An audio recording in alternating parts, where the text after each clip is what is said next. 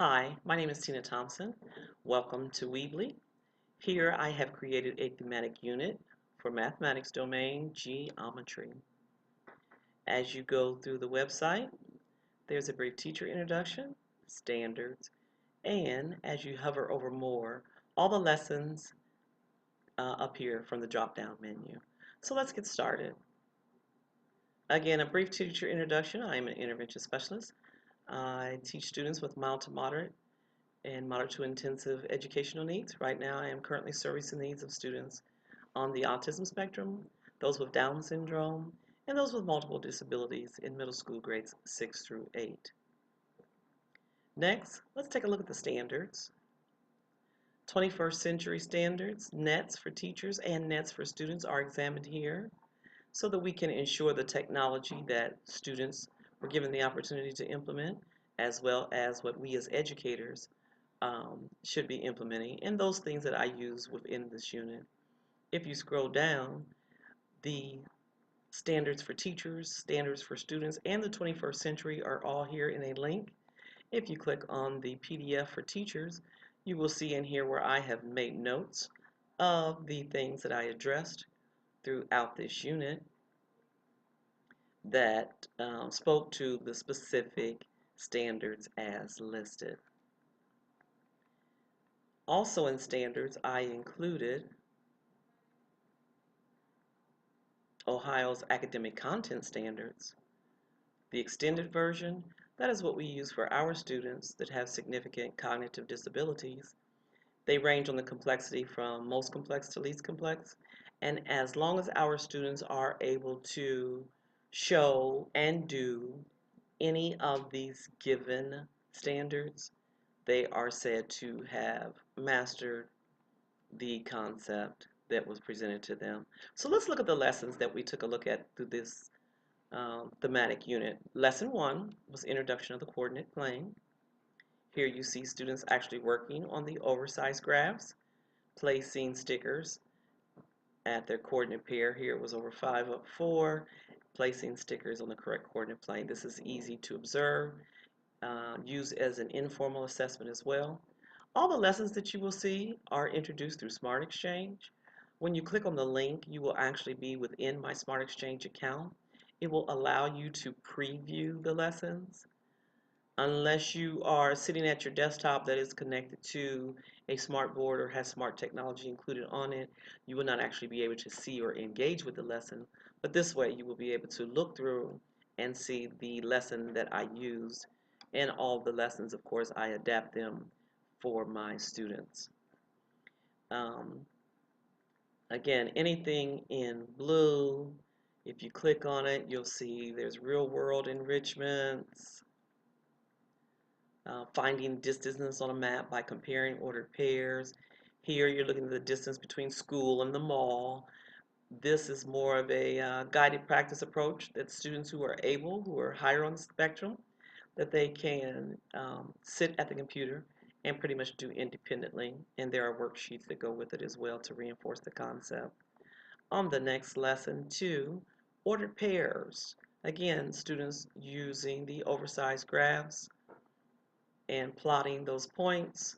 The lesson ordered pairs, again, on Smart Exchange will appear for you. Graphing the mole, fun-based learning here, the students, again, this goes from least complex to most complex as well on the website. They can choose graphing the mole for the easy game and also for more difficult, which takes them more into the negative coordinates. So that was available too for the students. Again, anything in blue from the assignments to the pre-assessments, you can take a peek at all the things that the resources that were used in this lesson. Next lesson, we took a look at lesson 3, were shapes on a coordinate plane. As students entered the classroom on this particular day, I had masking tape on the floor as an X and a Y axis. The students were given a coordinate pair. They then had to place themselves on the coordinate plane and see what shape it would form. You can use rubber bands or yarn or rope. Any of those will suffice. This was a very lengthy lesson, I believe 28 slides. It was broken down into 3 parts. So this went over the series of this entire week. And additionally, there's also an Learn Zillion video here for those who are able, so that I can work in small groups with some students. I have 3 computers within my room, so 3 can get on computers and walk through this lesson as I work one-on-one with the other students who need more intervention. And again, Learn Zillion, that's a very handy site. Next, we took a look at lesson 4, 2D and 3D shapes. Here you see the students actually made some cubes, and we do use a lot of hands-on tools here. This is an example of what can be used with some of my students with more significant disability, cognitively. Take a look.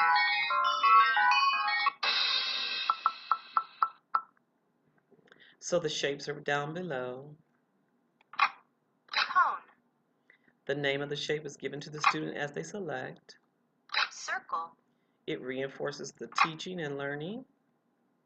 Triangle. When they see themselves being successful, they're encouraged to continue. Rhombus. Cylinder. And there are things in our real world that they can relate these shapes to as well. And once doing a good job, Cube.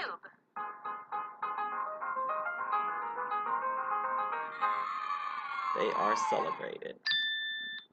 So just an example of some of the things that you see, the variation or the differentiation, I would say, that I use for some of the students. This would be for students who are able, again, this is the correct choice, just circle the correct choice. Some of our students struggle with fine motor skills, and so circling, cutting and pasting, those kinds of things we do quite a bit of in our classroom. Their next lesson is on nets, and again, here's some of the nets the students created. These were from the Columbus City Schools curriculum guide. I downloaded them. Students cut them out and formed cylinders, triangular pyramids, and cubes. Here they're working in cooperative learning groups, examining the shapes, and doing table talk where they turn and talk to one another about what they've discovered. Here is what you'll see in this Smart Exchange lesson on nets when you click that link, and it actually walks the students through. I always present the lessons and let students go to the Smartboard and do all the work. A lot of peer-to-peer learning. Again, matching the nets. This may be something that I would adapt by cutting out the net and having the student match it next to the picture that it would go to. Again, fine motor skills and actually drawing a line to show that this would be the cone can be challenging for some of the students that I do service. Next lesson, let's take a look. Triangles, the final lesson for this thematic unit. Here you see students, they plotted the ordered pair, and if their ordered pair was plotted correctly, then it should have given them a triangle. The lesson again on Smart Exchange on triangles you will see here. This is actually an interactive piece, these 4 slides, and I did use these as an exit ticket one day as well as a pre-assessment. The triangles, when they are selected correctly, will fly away for the students. BrainPop is handy for reteaching and reinforcing skills that they have seen throughout the unit. Here, the types of triangles was given here. After they play the movie, there are questions that they answer that can be used as an assessment. And here's the quiz. There is a written version as well as an interactive version that they can complete on the website. Next, let's take a look at pre and post assessment. The Starfall was just a small example of how we do assessments in here. The alternate assessment we just finished administering for the month of March. And the students are given opportunities to demonstrate what they know. A lot of the quizzes are interactive. This one would simply just require them labeling a shape. Here I would probably already have the words pre-printed so that the students can simply cut and paste on the websites. Technology. Let's take a look at the technology that was implemented. Weebly, which is where this website is constructed from, and Screencast-O-Matic, which gives us the awesome opportunity to record this, and then YouTube, of course, for posting. Within the lessons, these are the websites that were used, from locating aliens to feeding bugs, to emphasize and reiterate the point of the coordinate plane and ordered pairs. Here are all the technologies listed below, with a brief synopsis of what the technology provides given from Wikipedia, and then the use of how I actually used it within the lesson is recorded here. And lastly, peer review. The peer review and their results are here. I did use SurveyMonkey as well as Google Docs, and the peer review is embedded on this page, and students were given the opportunity to review the page and give me positive feedback for things I could do to make this better. Implementation and reflection is the last area that we take a look at. Here I reflected on the lesson as well as my learning in EDCI 522 and how our peer team got together and used today's meet to talk about our reviews, to give one another clarification, to answer questions that were just provoking to one another based upon what we saw on each other's sites, to steal each other's technology. Voki is something that one of the students shared that I have already begun to use with my students in class. So there you have it.